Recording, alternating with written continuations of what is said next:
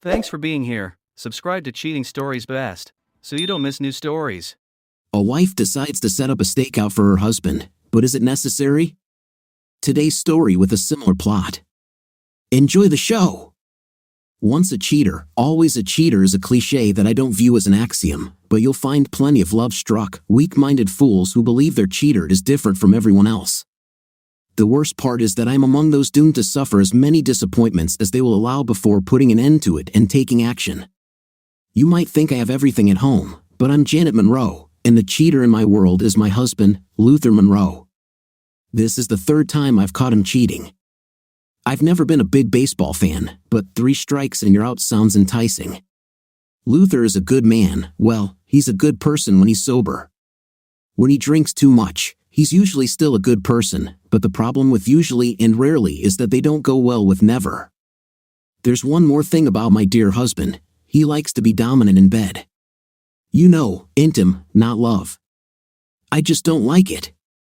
Apparently, that's why I forgave Luther both times. Although to say I forgave him is only partly true. He stepped into the situation and found a woman who liked his aggressiveness.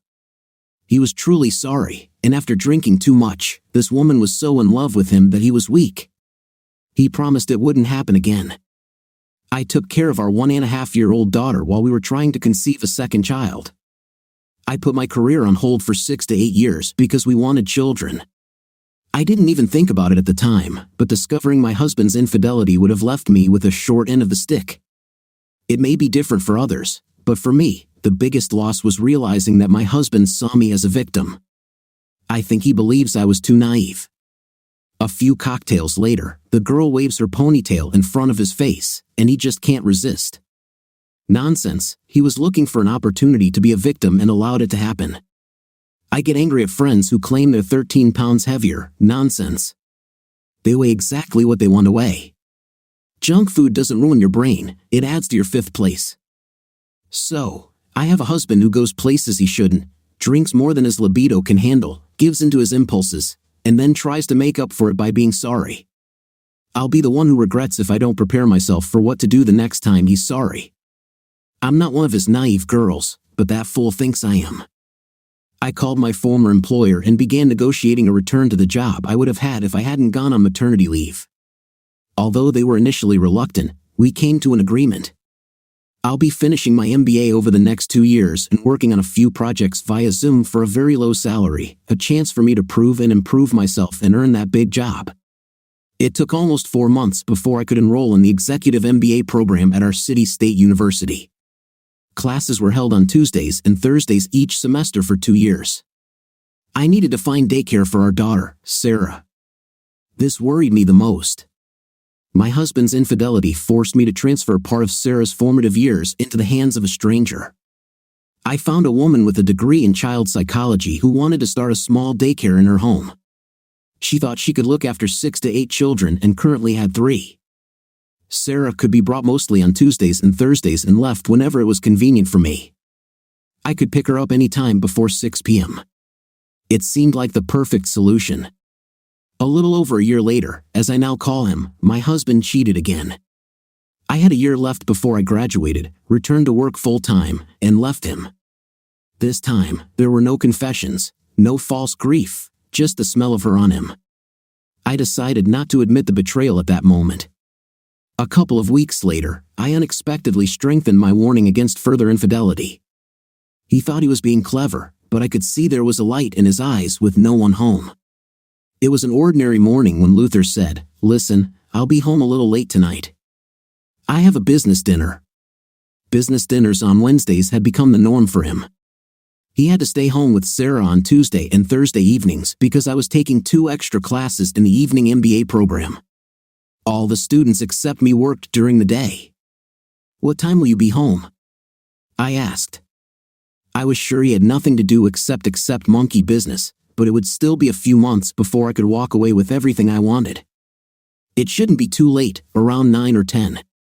"Oh, what's the name and address of Sarah's kindergarten?" Sarah has been going there for over a year, and Luther had no reason to know the name or location all this time. Now that's the question.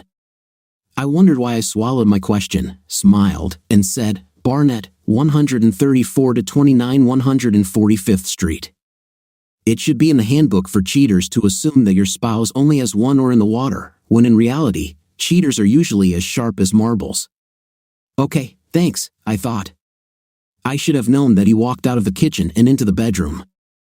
I was working in the kitchen and knew he didn't expect me to follow him, but I peeked around the corner. He took out his phone from the inside pocket of his jacket. The phone was in a green case. I returned to the kitchen. He usually carries his phone in his trouser pocket, and it has a black case. The man has 2 phones. He needs information about kindergarten for his new girlfriend or one of them. Well, this might come in handy. I need to look at this phone. The idiot returned to the kitchen. We exchanged the usual goodbye kiss, and he left. I had everything ready. It was time to wake Sarah up and feed her breakfast. For the first time, I was sure I would get my revenge on the idiot. It was a war of wits, and only one of us was armed. I was reading about market segmentation when the phone rang. Ugh, I hate answering landline calls. The display said Katie Barnett, so I answered, Katie, what a pleasant surprise. How are you? Better, Janet. Thank you. Having 2 new children will change a lot, and from such a famous family. Well, the idiot didn't waste any time. I didn't want to know that. I had no idea who she was talking about, probably a local celebrity. I tried to guess, hoping it might spark a conversation. You've got to be kidding me. Ron Ward has written 3 best-selling books. He might not have been famous 6 months ago, but now he's a national figure. I'm behind the times. I haven't read anything that isn't marketing or finance related in a year.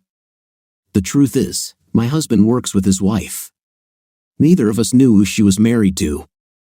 Oh, so you don't know Mr. Ward? Katie sounded worried. No, I didn't have the pleasure. I'm sure Luther didn't either. He would have mentioned it. Katie's disappointment was audible. I was hoping you could introduce us. Oh, well, maybe I can introduce you. He's the primary caregiver for the kids in the family, and his wife is an executive at some tech company. But you said you know her. Looking forward to meeting him, she said, and thanked me again for the referral. I was amazed by the coincidence. Mr. Ron Ward found himself in the same situation I found myself in, though he may not have realized it yet. Suddenly rich and the children's primary caregiver, he was soon to be absolutely ripped off in divorce court. If he agrees, he will be a great partner. This is the idiot's 3rd strike. It was the best of times, it was the worst of times, it was the age of wisdom, it was the age of foolishness, it was the age of faith, it was the age of unbelief, it was the season of light, it was the season of darkness, it was the spring of hope, it was the winter of despair. I'm Ron Ward, and I wish I had written these words, but Charles Dickens did. I remembered them because they fit my life now. I was a full-time financial analyst and amateur writer until a few months ago, when my 3rd novel, Fiction to Fortune, became a #1 bestseller. Soon after, sales of my first 2 novels took off. The novel was a James Bond-style spy thriller. The villain was an unscrupulous, wealthy, well-connected hedge fund manager. His careful study had made him an expert on how news affects stock and commodity prices. Instead of waiting for news and then reacting like everyone else, he developed ways to leak false stories that appeared genuine. He made huge financial maneuvers before the false stories emerged, and when the rest of the financial world followed, he took profits before his falsely created bubble burst. He earned money with a shovel until the unthinkable happened. His rumor became a reality. He predicted that a third world dictator would stop mining in his country by cutting off the supply of rare earth materials. The dictator read the story, liked the idea of the power such a step would give him, and he stopped mining. The villain saw his chance to create reactions to the dictator's actions that could cause world chaos. Luckily, before the world economy collapsed, the hero spy caught the villain and wrote a few rumors that brought the world back from the brink, just as he always does. This was the first time I used the idea that fiction creates real events. It won't be the last. Book sales were just beginning. I was suddenly surrounded by all sorts of people wanting to turn the book into a movie and people who wanted to represent me, taking a lot of my earnings to prevent others from taking a lot of my earnings. So, it seemed to me, better times, of course, but these were also the worst times. Someone said, nothing contributes to success like success. I can assume that this person has never been successful. Success is ruining your life, and that's serious. Everything changes. Sure, you can get a wider seat on the plane, but suddenly there are demands to fly everywhere all the time. People are looking for you, no one will leave you alone. Do you understand what I'm talking about? All these changes took a toll on my marriage, although I'm not sure what exactly has affected it. My wife, Maureen, is organized and logical. She and a couple of college friends joined a new tech company right out of high school. They became a great team, and for several years, their group essentially ran the company, which, during this time, grew more than 20-fold. I know my success has changed her idea of order, but it seems like there's more to it than that. Maureen and I have 2 beautiful children. Our oldest, Ben, is 3 years old, and his little sister, Andrea, will turn 2 in 3 months. Maureen is vice president of sales and marketing at Widgets Incorporated. She took 2 years of maternity leave. Ben was born on the day her leave began, and she returned to work 6 months after Andrea was born. I stayed at home with the children. Maureen's spontaneity tends to vanish. She liked that I was in a stable job with an income below hers and had ambitions to become a writer. This guy could reliably stay home with the kids and do as he was told. I asked Maureen if she knew anyone who used daycare services. I was stunned when she said she was unhappy. This was not what we had agreed on. The children need us. Sorry, but your use of the word we is quite generous when referring to yourself, don't you think? No, I don't think so. And how dare you? We agreed that our life is such that we can have children, and you would stay at home with them. Now you want to run around, having chance meetings and monthly book signings. That hardly qualifies as wandering. Maureen, calm down. I don't wander at all. I spend most of the day with our children. What about your sudden changes in work habits? Once or twice a week, do you stay after work for some events? I know you value stability, but for a while, that meant my stability. You could do whatever you wanted. Don't you dare throw that in my face. This isn't about me. This is about you not fulfilling your obligations. I'm not going to discuss this with you. You have something else on your mind, and we can't figure it out by scolding me. I achieved my goal. The argument stopped, and after a few minutes, she gave me the name of the kindergarten. I was amazed, Barnett Nursery. Thanks to Kathy Barnett, who had a small child and wanted to be a mother while earning a living, she was a highly qualified child psychologist and decided to create an exclusive kindergarten to achieve both of her goals. Our 2 quickly settled into her care. I really didn't like leaving my kids, but she was so nice that it was almost painless, well, until the day I dropped them off. I met Janet Monroe. I got out of the car, and when I was almost back to the car, a woman approached me.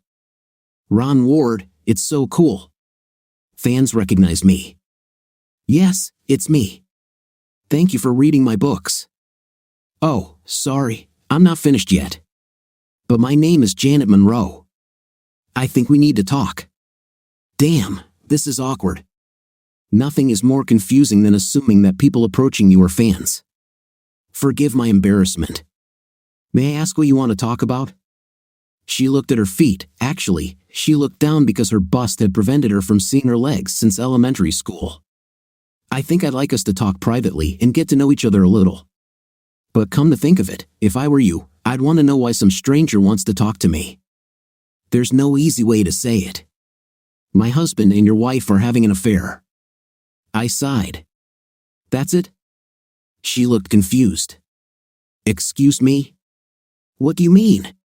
Strange behavior, fighting when we have nothing to fight about, more nights out, the whole list of things. Oh, and a big attack on my shirking the responsibilities of taking our children to strangers for care. Oh, you may be wondering how I know that. Well, obviously, you're more knowledgeable than I am. I have to admit I'm a little behind on all this. She laughed. I haven't been the sharpest tool in the shed for a while either. Then one day, the jerk, and by the way, that's what I call my husband, jerk, although some people call him Luther, asks me about our childhood garden. I interrupted her. I knew it. I asked my apparently ex-wife if she knew of a daycare center, and in less than 10 minutes, she gave me the name. She tried to keep me in the dark, but it shed some light. Janet was smiling now. That's how they got caught. If you ask me, none of their elevators go to the top floor. Oh, that's good. It's as if their river doesn't reach the sea. Well, I can't speak about your wife, but I know if the idiot had a brain like dynamite, he wouldn't be able to blow his nose. We both laughed. Even stupidity helps in such situations. Janet continued, I discovered the idiot had a secret cell phone. When he asked me where our daughter went to daycare, she'd been going there for over a year, and suddenly the location became important to him. Well, obviously, we need to talk. I'm going to a book signing now. Sorry if that sounds arrogant. Actually, no, it's impressive. I'm reading a book. I'd like you to sign it too. How about tomorrow? Well, I usually stay home with Sarah. You only have one, I have two. Bring Sarah to our house for a play date. I'd love it if my wife caught us together with the kids. She broke into a smile. Oh, you're just a villain. I like it a lot. What time is it? Give me your address. I gave it to her, and we agreed before we parted. She made me promise not to tell Lauren until we met the kids. My first impression of Ron Ward was that he is a serious and pleasant man. The sparkle in his eyes when he suggested meeting at his home belied his decorous appearance. He showed no emotion when he found out about the betrayal. It was as if he had solved a puzzle. Shouldn't there have been at least a spark of anger or pain? Perhaps he just never shows emotion. I thought about telling the idiot that I was going to the wards with Sarah, but then I decided it was better not to do it. I didn't want him to know that I was aware and that I was thinking about it until I had my share of the meat. The idiot was getting ready for work. I made his usual toast and coffee and was busy getting ready for Sarah's playdate. Are you taking Sarah to kindergarten today? No, we will be together all day today. However, we will go out somewhere. Let's see how curious he is. Oh, that's good. Have fun. He walked out the door. There is a correlation between curiosity and intelligence. He showed no curiosity. Sarah was delighted. Shall we go to Mrs. Dunlap's? No, honey, not today. But we will see some of your friends. She seemed pleased with this. Her third birthday was almost upon us. At the very least, all the trauma of the transition of family life would disappear before she really became aware of the world around her. Putting your baby in a car seat, along with the necessary items for a few hours away from home, is similar to the pioneering experience of loading a covered wagon. I packed the supplies, then Sarah into the car seat. If we ever needed an antidote for a snake bite, we were ready to save the world. 30 minutes later, we were at the Ward residence. It was a pleasant country house with a large front yard and a beautiful lawn and garden. Apparently, the Wards were doing well even before his novels started selling. I was getting out of the car when Ron came out carrying a 2-year-old beauty in his arms. I took Sarah, and we headed out to meet them. Ron turned to Sarah. What a sweet beauty you are. What is your name? She turned her head, still shy. This is Andrea, Mom. As soon as Sarah said this, Andrea smiled widely. The momentary shyness of both disappeared. Ron looked into my car. I think you've got enough for the morning, he grinned. You should have seen what happens when there are two of them. A Sherpa or Schlepper should be provided with this equipment. Sherpa or Schlepper? You must be a writer, I said. This made him smile proudly. Let's go into the house. You tell me what you need, and I'll carry it while you look after the three. I'd be falsely proud, but you know who gets the best share. I brought her crib, she can sleep with Ben. We just bought him a big bed. Besides, people in our families are used to sleeping together. Otherwise, that's a euphemism, sleeping together. I want it, Sarah suddenly said. Ron enjoyed Sarah's words and replied, oops, small ears and big ears, as they say. I do like the conversation that might follow. Well, that's what we want to talk about. We'll discuss the main thing before the kids go to sleep. Some things have to remain a secret until we get everything in order. Ducks where? Sarah was determined to take things literally. Ron set up a children's playroom with nothing that might fall on the little ones and soft toys for everyone. Sarah and Ben were almost the same age, and the three were used to being together. It was cute to see how Ron's kids tried to get Sarah to play with their toys without worrying about their treasures being stolen. "This makes me kind of sad," I said. "What?" he asked, clearly interested. "Sharing is an expression of love. There is a lot of love here. It is a pity that some do not know the limits in their giving. Let me clean your car, and we can talk about it." Ron returned to find the three crawling around with 2 toy trucks and a stuffed bear. There was some kind of connection between the trucks and the bear, and we found ourselves almost out of their attention. "Thanks for coming. You seem to be doing well with them." But since the three on the floor sometimes hear strange words, let's talk about the movie Daniel and Wilma were in. Tell me, are they in love or just having fun? Oh, it was a good movie. The audience learned a lot when they found Daniel's phone. It revealed a love story. For the first time, I saw Ron's emotions. The love story touched him, and he was not afraid to show it. "Ron, I can see how you're reacting to this movie. We should probably postpone our conversation, shouldn't we?"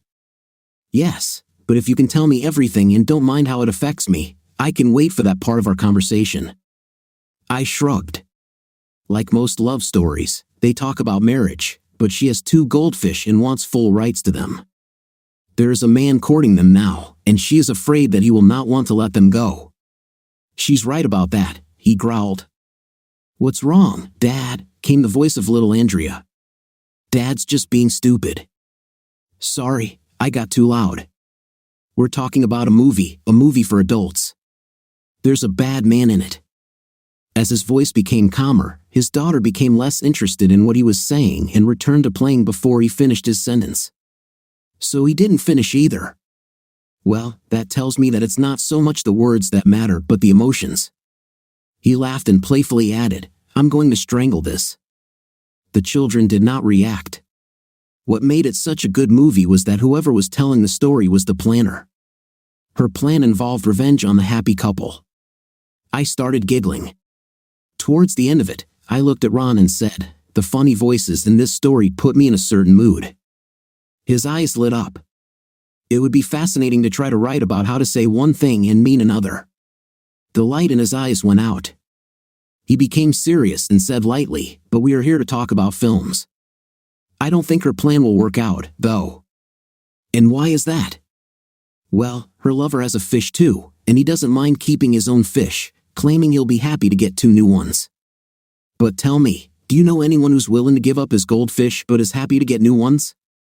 "No, I don't know." We talked like this for some time. We were getting pretty good at it. Neutral tones were key, they are white noise among the very small. The thing that bothered us the most was when he asked if I remembered why the story was written. I told him that, as far as I remembered, everyone at her old house loved her and treated her like a princess.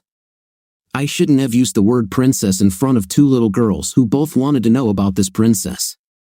I promised that I would read the story to them later, which gave me some time. Then, as she was now called, discovered that rough handling, harsh syntax, and strong dialogue during dates had some value to her.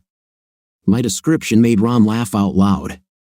"Maybe you'll become a writer too. I'm sure such actions have never been described more harmlessly." My voice came a voice from the floor. Not even a minute had passed before a general grumbling began, which quickly turned into screaming. We got everyone up and into Ben's bed. They fell asleep almost instantly. Now we could talk. "Ron, I'm so sorry we went through it the way we did." "No, you know that was the best way to do it. Getting that kind of news in the guise of a fun conversation isn't that bad." "Well, it's bad. It's just maybe better than the dirty details like the rigid syntax." He laughed. I explained the first time to Luther, his second time along with my threat. Now the idiot doesn't think I'm serious, but he's dumber than a box of rocks. Ron looked at me with a serious expression on his face. "And that's why you're taking it for granted. Puns aside, he'll be sorry." "Well, sorry for you seems to include harming him." I'm not sure I'm ready to go to jail over this. Ron, don't be such a. Revenge does not mean inviting them to tea and cake and when they reach for a second slice saying, no, no, this is my revenge. There won't be a second time. He laughed. That's what I want. I want her to get what she deserves. That she deserves nothing, but if I file for divorce, she will prosper and I will be deprived and lose Ben and Andrea. I won't allow that. If you can explain to me how revenge will make me happier, I'm with you. It's a challenge, but not as big as you think. The jerk has strong qualities that we can count on. Firstly, he likes to chase skirts. He can't help himself, and it's getting worse. Secondly, his behavior becomes progressively worse as his alcohol consumption increases. Ron thought for a moment, then said, so if my wife caught the idiot with another woman and got revenge, that might work? We need her to do it in such a disgusting way that she loses the idiot, gets his punishment, and we live happily ever after. A crime of passion planned by people not involved in it. You should write works of fiction. Although such a story may be difficult for people to accept in terms of suspension of disbelief, it's easy with, the more he drinks, the more he drinks. Drinking makes him follow the wrong organ, if that's not too harsh of a word. Interesting choice of words, but understandable. So getting him into bed with his second in command isn't a problem. Our problem is that Morin isn't the vindictive type. She just needs encouragement. Does she read your books? Not so much lately, but that's been a big part of my process. I'm confident I can get her back to reading. What am I writing about? What a woman. I don't remember ever meeting anyone like that. Janet is warm and caring. She is smart and witty.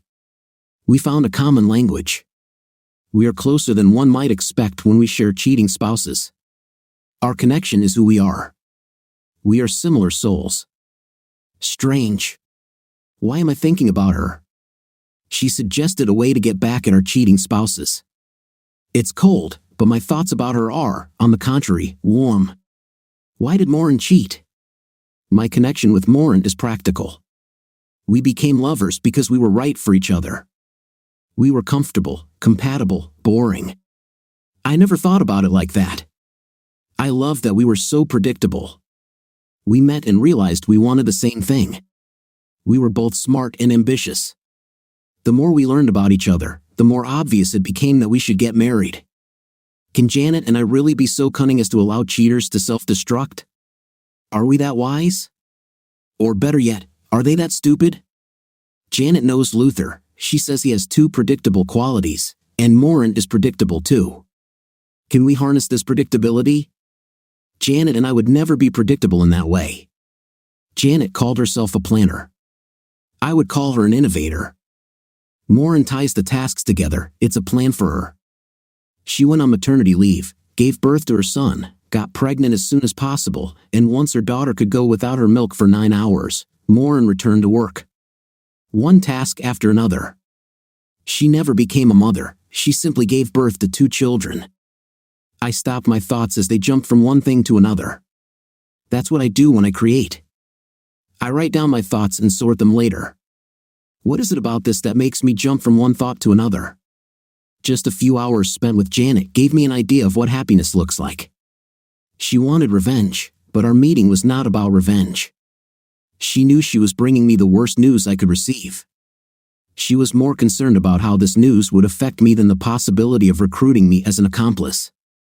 This was complicated by having to find a graceful way to break the news to 3 kids. It was easy. The humanity she showed towards me and the children was evident.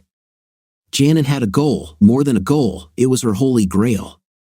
However, she also cared about me, a stranger. Morin and I have never shared such humanity, passion, yes, partnership and love. I thought so, but the real concern, not really. Perhaps Morin found it with Luther. I sat in a chair looking into space. Maybe I'm wrong. If I felt something with my soulmate in just a couple of hours, maybe that's normal. Maybe Morin just fell for, this is nonsense. I haven't slept with Janet and I don't plan to. I am not plotting with her to take our children away from Morin. I am plotting with Janet to keep Morin from intentionally harming me. I want to think of my wife as the person I thought I loved, regardless of whether she has changed or whether I misunderstood her. She is not the one I took as my wife. I'm proud of my ability to be reasonable. I see virtue in reasonableness. This may be how I want to live, and now that I have to be unreasonable, it will cost me dearly. I have to prepare myself for unreasonableness, not just unreasonableness but extreme unreasonableness, or I will be swept away. My thoughts are still racing like water in a hot frying pan. Maybe I'm the one who's a few slices short of the loaf. It's time to start planning, perhaps plotting is a better word. I asked what I should write about. Janet suggested that we need to make lovers paranoid about being discovered and afraid of retribution. I decided to write about a jealous husband. I didn't elaborate on why he was jealous, skipping ahead in the storyline to his plan to shoot his wife and pretend the robbery didn't go according to plan. I wrote a couple of thousand words and emailed them to Janet. As usual, I asked her what she thought of my attempts at literature. Her custom was to read it, sometimes several times, and then we would discuss it. Ron Ward understands. Every time we meet, he is so caring towards me and Sarah. He also quietly continues our plan. He started writing a detective story after our first meeting. His wife told him it was no good. He didn't know how to create sinister characters. There was no mood to make readers believe that this jealous husband could kill his wife. This was 2 weeks ago. Today is Friday. The idiot is always home on Fridays. The difficulty with these evenings was that he usually wanted to make love. I used to hold my nose and join him.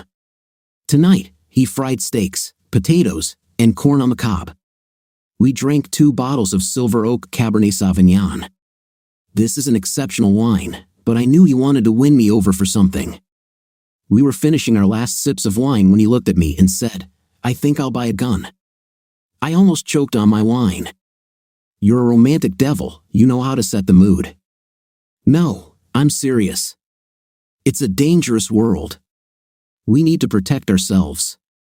Luther, I don't know what you're talking about. There's no theft in this area, no vandalism. I'd say the only time we'd need guns is if some jealous husband starts a massacre.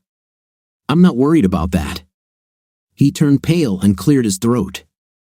Anyone who wasn't suspicious before would be after such a performance. Since I knew about his betrayal and was the source of his paranoia, I almost managed not to laugh in his face. Did you choke on your wine? I asked innocently. Ah, yeah, choked. Luther, I'm sorry to say this, but you are so stupid that if you threw yourself on the ground, you would miss. You won't be able to handle a weapon. Let's stop drinking and go up to the bedroom. Telling a woman you're going to buy a gun and then inviting her into bed, his brain is still wet. I must admit, the wine had an effect on me. In addition, he always fell asleep after a quick and not very pleasant intimacy, and after that, I could get up and check his second mobile phone. Why not, you old seducer? We went up to the bedroom, and in less than 15 minutes, the idiot was already snoring, and I was reaching for his cell phone. He protected the second phone with a password, the same as on the first phone. I opened it and found ongoing correspondence about jealous husbands and buying guns. Maureen was terrified of guns, and the idiot offered to buy her a stun gun with a laser sight for $1,400. She asked him to buy it, and he asked her for $1,400. Charming. A new message arrived. It was great yesterday. When can we do it again? The text was from RB, clearly not Maureen Ward. The idiot is already cheating on his future wife. I knew it was only a matter of time. I am enjoying our Monday and midday children's meetings more and more. It became a game, speak in such a tone as not to arouse suspicion in the children and not give verbal clues that might alert them. Janet was telling me about a book she was reading.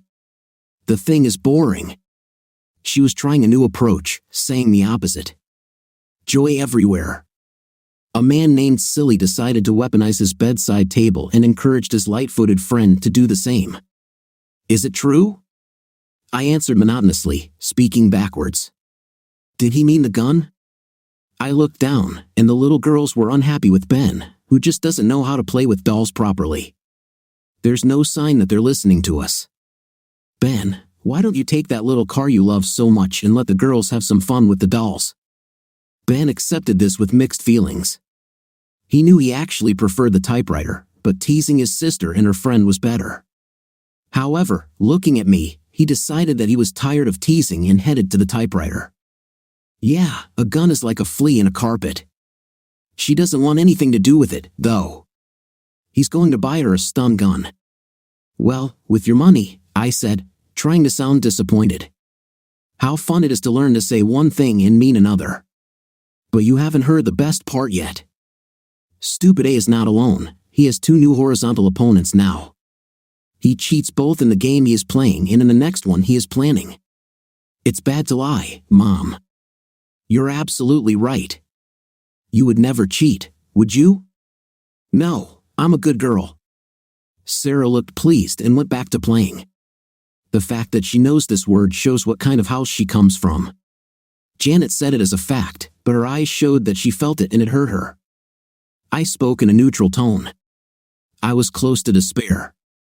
I had no idea how the story would end. Janet looked at me, then smiled widely. I told you so. Some things are as predictable as the sun rising. Well, the table is set, but how do we put the right players in the right positions? I admit it's not guaranteed, but I'm more than hopeful. I'm almost sure, she said, still indifferent. He will be in her hut. How will her partner know to look for stupid A in a compromising situation? She thought for a moment and couldn't seem to find a witty way to convey her message. We need to wait until bedtime. I looked at the 3 of them, and they started to get tired. We talked to the kids, and after a few minutes, everyone wanted to lie down for a while. We settled them and returned to the living room. Turns out Mistress Number 2 actually likes extreme games. That gave me a great idea. I laughed. What's so funny? She asked. This is the first thing you've said in a long time where the thought, emotion, and tone are completely the same. Never mind. Tell me your plan. The idiot comes home at 6 p.m. I'll prepare knack. He has a weakness for alcohol and goes crazy on knack. He'll be ready for dinner. Ready for what? I asked in anticipation. I will send Mistress Number 2 a text message to have her on her porch without clothes at 8:30 p.m. In this message, I will require her to text back at 7:30 p.m. confirming that she will be standing on her porch without anything at 8:30 p.m. I will delete the outgoing message. I was impressed. Brilliant. Lover number 2 won't come early. She knows she'll be forced to stand on the porch without clothes if she does. You might leave after a big fight, and he'll be interested in seeing you leave. Exactly. Before 7:30 p.m., I'll let the idiot know I know about his women. I'll tell him it's over. I'll arrange for Sarah to be at daycare that evening while we're fighting. He'll get a text message. I can tell this is probably one of your mistresses. Open it and take a look. That sounded good to me. You say he's getting aggressive, so he'll pick up the phone and see there's a surprise waiting for him. An idiot won't even think about why, in the middle of a quarrel with his wife, his mistress offers to come without anything to his house.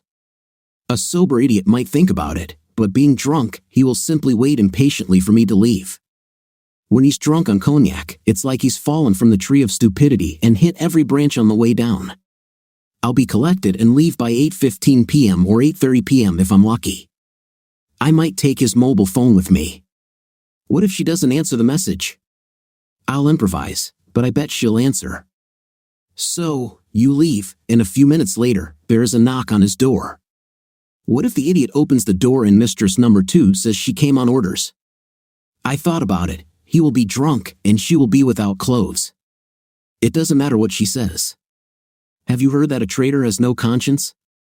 He also has no ears. It's a picture. You say he never misses a text message. What if he notices you took his phone? I thought about that too. He will be almost crazy with the desire to kick me out before she arrives. You haven't seen his behavior when he is drunk and anticipating a visitor without clothes. I expect that he will also not remember the mobile phone. And then? I'll drive to your house, knock on your front door, and confront your number 1 mistress. You'll tell her to leave. I'll give her the key to my house. Together, we can make her run away. She won't need a map to figure out where to go. I was satisfied. This should work. I nodded in agreement. When she leaves, I'll take Sarah, and we can wait for the police. The police, of course, if there's trouble and someone gets hurt. The traitors will say it's all our fault. We made them do what they did. I did a little research on conspiracy for my detective work. When two people agree to commit a crime, they are guilty of conspiracy even if the crime is never committed. We never planned a crime, absolutely. We planned to gather 3 traitors in one room. What they do may be predictable, but that is not our plan. I would compare it to baking. You mix the ingredients, preheat the oven, throw everything together, and then everything happens automatically. What amazed me most was that I was getting what I deserved. From the first time he confessed, I knew this day would come. I decided to finish everything my way. The in-between time was my own purgatory. My graduation is now guaranteed. I could perform the final play. The ingredients were gathered and mixed, but I had never baked this cake before. What if he fails? My chances of success depended on the bad character of 2 mistresses and a fool. How is this possible? Maybe I'm just foam and not beer. Creativity is a gift. I used mine to prevent my wife from doing me a great injustice. I'm afraid I've crossed the line and am now causing injustice myself. If Morin gets seriously hurt or even dies tonight, what will I tell our children? On the other hand, if I behave as they teach, I will lose my children, and who knows what she will tell them about me. My choice was either to be evil and keep the children or to be good and allow evil to be done to me. The choice is clear, just not easy. We spent a pleasant evening at home. Morin wanted affection, but I needed to make sure we were dressed when a visitor arrived at 9 p.m. About 5 minutes before the doorbell rang, Morin was lying on top of me on the couch and said she would go open it. I was right behind her. She opened the door and was greeted with the words, "You must be A." I walked over to Morin and looked at Janet. "Janet, what brings you here so late?" "Ron, did you know that you were able to find a daycare because your cheating wife is having a night with my idiot husband?" "What?" I tried to act surprised. "Ron, don't listen to her. I have no idea what she's talking about." Janet took her cell phone out of her pocket. Morin's purse, hanging on a hook by the garage door, began to ring. I went to my purse, opened it, and found the second phone. I couldn't unlock it. "You have 2 phones, Morin, and I can't open this one." "Ron, I swear I'm not cheating." "Then open the phone." "I really shouldn't." "Are there secrets, from work?" "Is this a question, Morin, or a statement?" Janet chimed in, "You don't need to see her number, Ron." "That's it. It might not be cheating, they're planning to get married. You'll lose the kids." Janet and I decided to add this because I knew Morin would hear it and know that my anger would be swift and inevitable. Morin decided to go on the offensive. "I'm sorry, Ron. It just happened. Of course, I didn't want it to end like this. Maybe I should just leave." I almost smiled but held it back. "Pack up your things for a couple of days and leave." She went up to the bedroom. I closed the front door and pointed to the living room. Janet handed me the key to her house and quietly went to sit in the dark. I stood in the hallway waiting. Not even 15 minutes had passed before Morin came down the stairs. She was crying and shaking violently. The paranoia caused by my story, plus the unexpected visit, unsettled her. I don't know if she thought Janet was gone or just forgot about her. As we exchanged sad and hurt looks, she said, "I'm filing for divorce.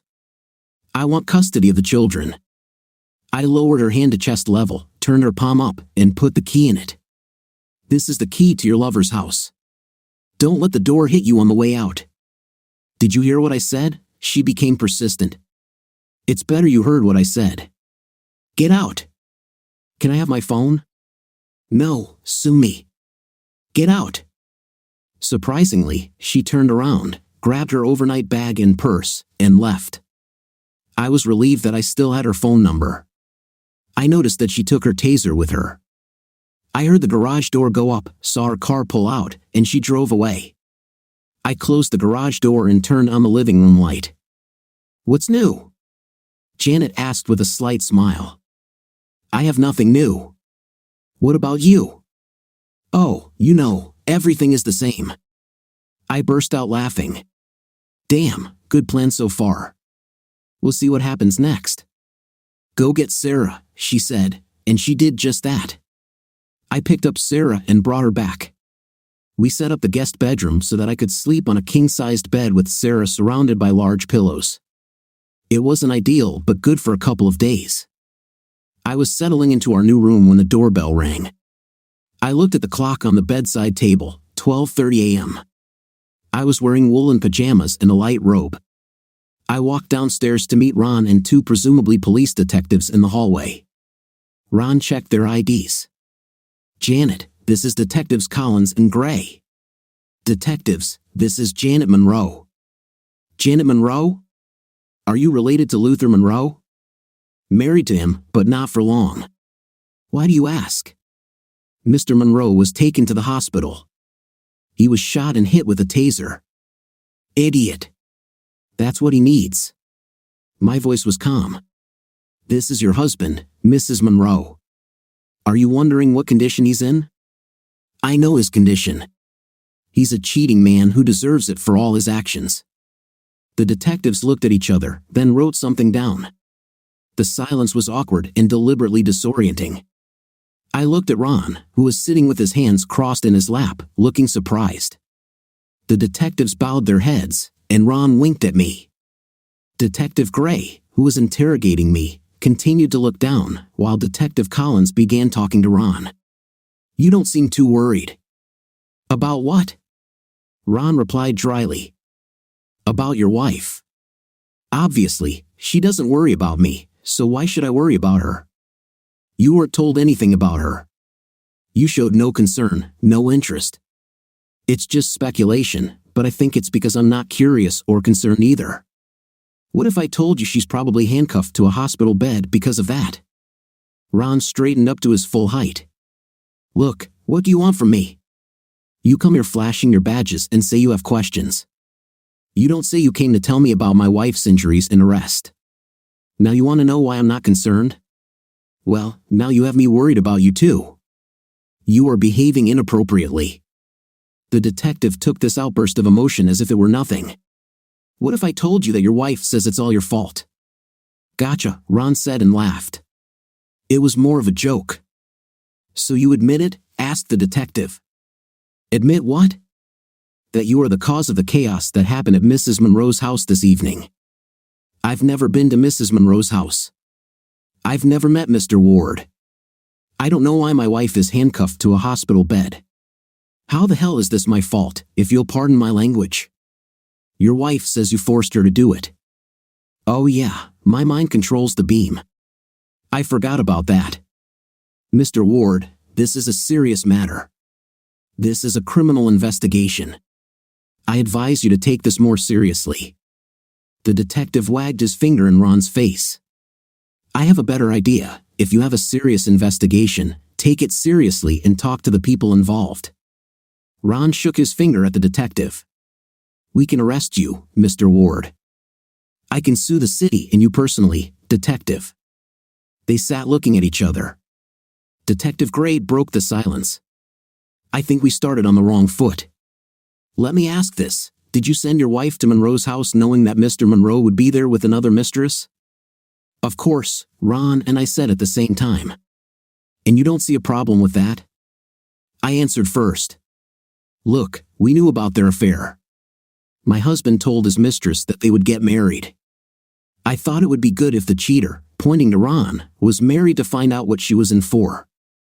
You could say it was a selfless public service. Did you give her the key to your house? Asked the detective. Well, actually, I gave it to Ron, who gave it to her.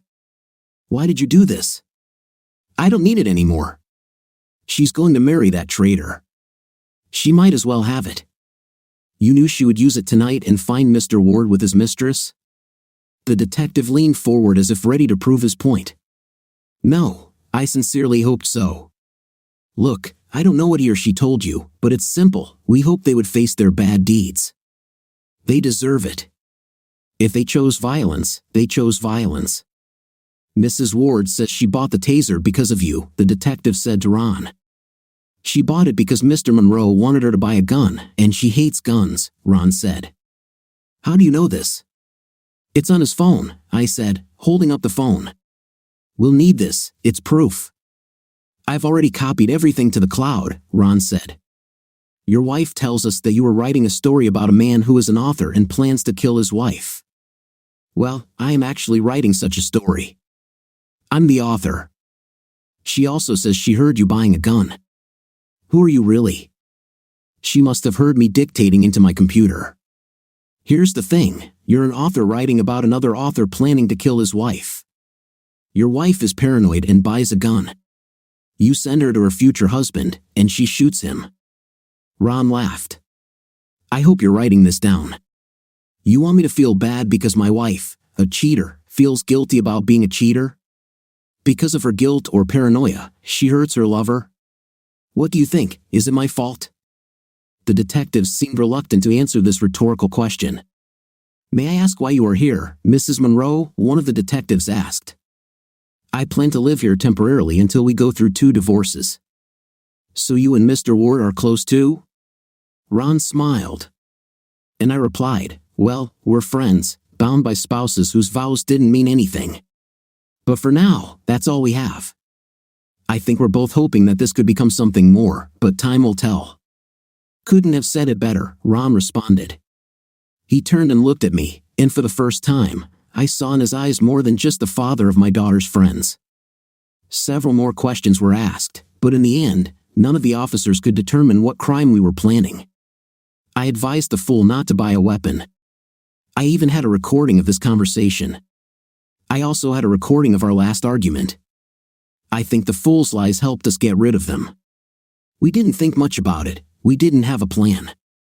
The night I kicked Morin out, we thought it would be better for Sarah to spend time at home. She spent a lot of time with us, and not in our house, anymore. I looked at my watch, 8:30 a.m. I never sleep until 8:30. I got up, put on my robe, and went downstairs. I was halfway up the stairs when I smelled coffee and breakfast. Soon after, I heard the laughter and joy of 3 small children enjoying this breakfast. I walked into the kitchen and saw Janet sitting with her back to them. Your mom won't be here for a while. That happens sometimes. I know she still loves you both. What about me, Mom? Sarah asked. Honey, this isn't about you and me. This is about Andre and Ben and their mom and dad. She's not here right now. Andrea asked, Miss Janet, will you be here? Janet was lost in thought, so I chimed in. Good morning, guys. Let me try to answer your question. Andrea, Janet, and Sarah will be staying here as our guests. We haven't said how long they might stay. If Mom isn't here, she could stay and sleep with you to keep you company. Ben suggested, well, it's possible. We'll see. I looked at Janet, whose wide smile told me she wouldn't mind keeping me company. I thought about Hurricane Katrina. If you live anywhere in the world, it was a terrible disaster. But if you live in the path of a hurricane, disaster becomes a reality. Somehow, the conversation about Mom being out and Janet keeping me company made the same sense. My life changed forever after last night. Sarah woke up early. We quickly learned that Andrea and Ben were also awake. We went downstairs to have breakfast. It was a little challenging in the kitchen, which I didn't know that well, but I had spent time in this house for playdates. We got along quite well. I was thinking about the legal issues facing Ron and me, divorces, possible criminal conspiracy charges, and most likely civil suits from a fool and a traitor for our revenge. I had a question from Andrea about why I was here, and out of nowhere, Ron saved me. We fed everyone, cleaned up, got dressed, and settled down in the living room. Then we started talking. Ron, have you contacted a lawyer? Several, but I can't choose between them. I hired Liz Hansen. She's really good. Why don't we use the same lawyer? We'll probably have a lot of legal problems. Well, legal problems that will come out of this. We have the same interests. Let's pool resources. I'm happy you're here. What do you mean by a few problems? Ron, our spouses have already accused us of causing chaos. They will probably sue. The prosecutor may see this case as an opportunity to make a name for themselves. Society tends to blame the culprits for everything. It will be described as two people hopelessly in love with each other and their angry, jealous spouses who caused them to hurt each other. Oh, that sounds nice. I'm not cut out for this. I hate to admit it, but I'm disorganized and too often lost in my own world. I take care of my family. He fell silent, clearly emotionally shaken by his wife's situation and the impact on his family. Ron, we're well suited to get through this together. Don't worry about it. He straightened up. The tears never came. By the way, why don't you move here? The bedrooms at the end of the hall have a shared bathroom. You could take the big one, and Sarah and Andrea could share the other. Ben could have the room between your bedroom and mine. It won't be difficult for him to cross the corridor to the bathroom. You use this room for your writing. The office out front has always been Morin's. You and I can share it. It'll be perfect. I like it. I can help you. I know I can, but I also need your support. You are extraordinarily strong, you just don't know how much. He smiled at me, the kind of half-smile that says he appreciates what I said, even if he thinks it's a lie. It made me feel good. One way you would see the truth of my words would be how I lean on him for emotional support, and he provides it. He will understand what I really need and what he gives me. He was the one who told me that the greatest gift you can receive is helping those you love. Suddenly, our lives became just a support system for lawyers. I filed for divorce from a fool.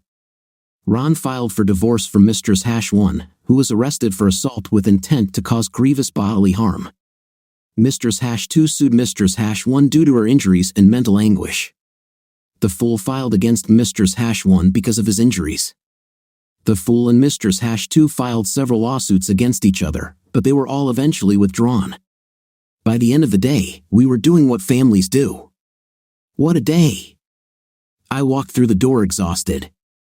I spent 2 hours with our lawyer getting ready, and I was interviewed by the assistant district attorney for another 2 hours.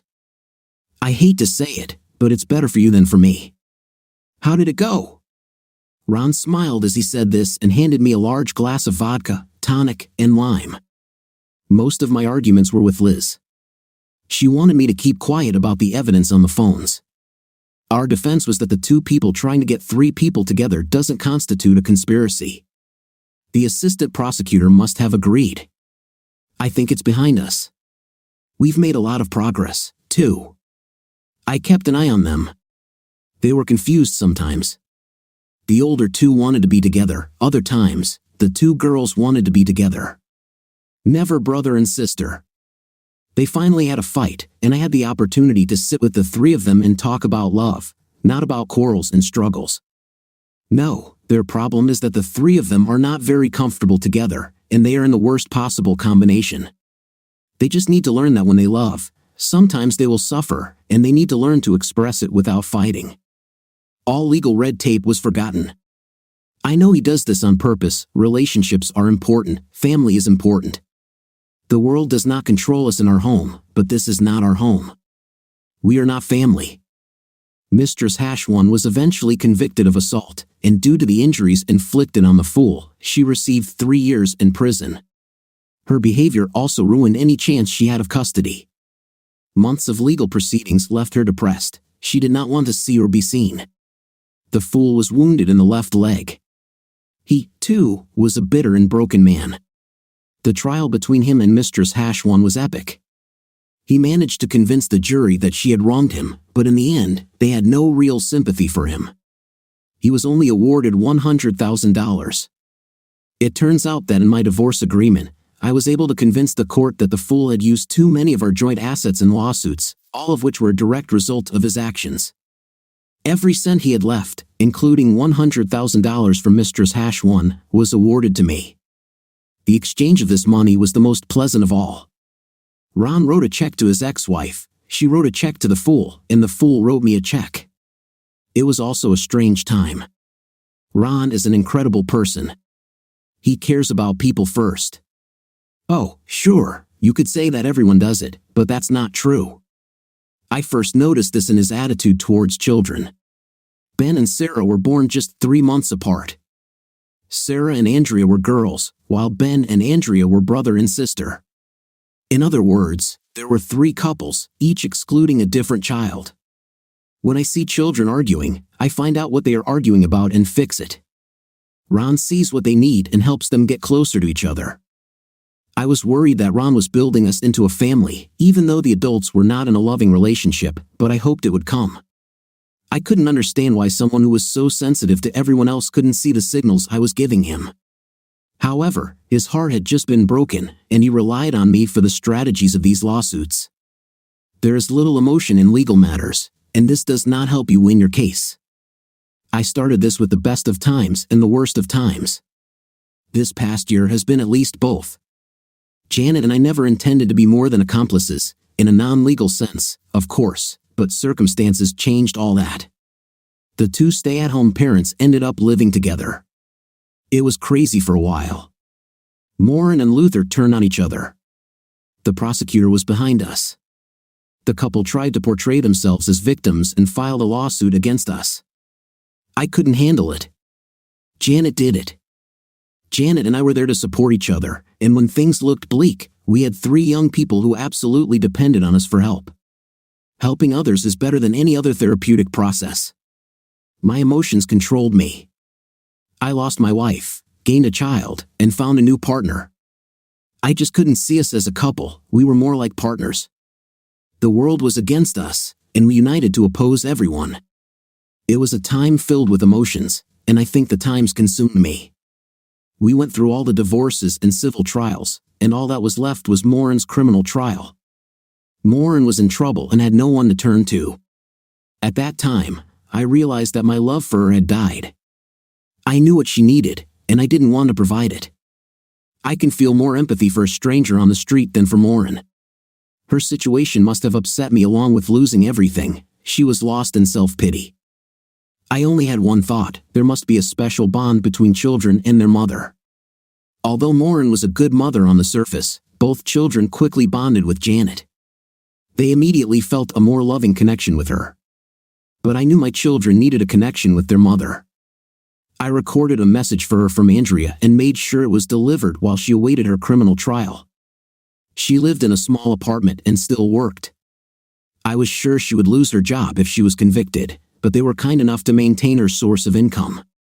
The only message I received from Morin was a thank you after she received the message from the kids. I'm sure it hurt to see my children happy without her, but my thoughts were on them. If Morin suffers, she deserves it. The legal issues died down, and suddenly we were just another family of 5. It hit me like a weight: we are not family. Why didn't this occur to me earlier? After some thought, I decided it was a self-defense mechanism. I could better help myself by helping everyone through the crisis. I didn't have to think about my own situation if I focused on others. It was now painfully obvious that Janet had real feelings for me. I knew this, and I simply refused to deal with it. How can I explain to her that I fell in love with her and did not show my feelings because I refused to confront them? I was confused, trying to decide how and when to tell her. Then, a day later, she asked me herself, "What's wrong, Ron?" Janet asked, holding my hand. "With me or with us?" "It's your choice." She had a confident and slightly playful look. "Why should anything be wrong? We sleep in separate bedrooms and fantasize about sleeping in the same one. You do this too." After that, we no longer slept separately. I was surprised. I don't know how many women I had, maybe 10, for in serious relationships, and maybe half a dozen casual ones. Intimate is always exciting with a new partner, even if you think you're in love. Your first time is more biological than emotional. But that wasn't the case with Janet. Well, that's not entirely true. It was more than just a merger hoping for more. We were in love and waited much longer than people in this century. I wondered if my grandparents or their parents experienced such closeness when they finally consummated their love. I really loved Morin, or at least I believed I loved her. I have never felt the connection with her that I felt with Janet the first time and every time after that. I'm such a weirdo, I thought. I wondered if I could describe such emotions and make people feel them. Who thinks about such things? I laughed at myself. I don't look good enough to pull off such nonsense. I went out of my way and left no forwarding address. Our life together didn't start with chapter 1. It's not as easy as it seems. Janet and I started laughing at this. A normal life involves dating, getting to know each other, falling in love, getting married, formulating your dreams, and starting to realize them. Dreams may include a career and children. We met, enjoyed children, planned an end to bad marriages, got to know each other, and lived the dream before we started talking about marriage. But everything got better and better. Janet told me that we were going to have our first child, or our fourth, depending on how you count.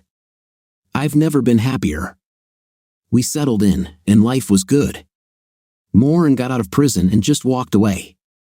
We haven't heard from her again and don't know how to contact her. I thought I was supposed to feel bad for her or our kids or something else, but I never did. Janet had some difficulties with her old and future employer. They saved her job and groomed her for a high position, only for her to ask for maternity leave. She returned to work and remained there until she went on maternity leave, or so it seemed to me. But her goals had changed. She no longer wanted or needed more work. She spent time training her deputy and agreed to return to a less responsible position. Who does that? I learned of her planned demotion one evening after dinner. We had enjoyed 3 children and were expecting a 4th when she explained her negotiations. The boss got all worked up and wanted to know why I wanted to leave and then come back to a less important position. Do you know what I told him? No, I'm almost afraid to ask. I had a twinkle in my eye when I said, I told him I wanted to leave because life is good. You should have it. I guess you don't care if you keep your job. Not at all, his answer was. It would give him something that only I could provide, my absence. Then we both laughed. I kept writing, and the books kept selling. We spent most of our time together. Our newest addition is Jonathan, named after Janet's father. Both of her parents died quite young, and she often talked about them. She claimed that it was her father who taught her sarcastic humor. As the years passed, our love continued to grow. I grew tired of my spy books and tried to write an autobiography called Chapter 6, since our affair began halfway through. Janet once said to me, it's bad enough that we started in the middle, now we're living in the past and the present. The book was complex and time-consuming. Fortunately, a dozen bestsellers gave me a lot of time to think about it all. One of the difficulties was explaining to the 4 siblings that 3 of them were not actually related to each other. They were so young when all this happened, and since Moran and Luther both disappeared, they were all adopted and given the same last name. No one ever suggested that they were anything other than siblings. Children truly reflect their parents. Girls mature much earlier than boys. Janet and I wondered if it might be better to hold off on completing Chapter 6 because it might shock the young couple to find out their true relationship one day. Ben wondered why he was only 3 months older than his 13-year-old sister. Her response was priceless. I don't have time or pencils to explain this to you. What do you think of our story today? In my opinion, the wife didn't have to be so careful with her husband. What's your opinion? Let me know in the comments. See you in the next video.